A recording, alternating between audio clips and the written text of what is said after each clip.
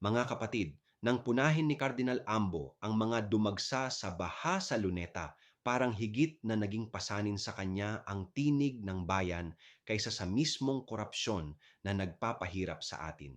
Pero tanungin natin, mali ba ang humiling ng pananagutan, lalo na't pera ng taumbayan ang nilulunod ng katiwalian?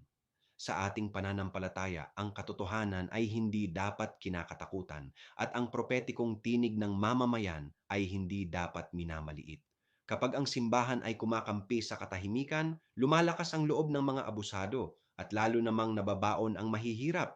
Mga kapatid, ang pag-angat ng bayan ay hindi hadlang sa pananampalataya. Ito ang bunga nito. At ang tunay na leader ay hindi natatakot sa sigaw ng katarungan, kundi nakikiisa sa pagdadala ng bigat ng bayan. Ako si Padre Jesse Galilea, may pusong Pinoy, kasama mo sa pananalig at pakikibakang panlipunan. Hanggang sa muli mga kapatid.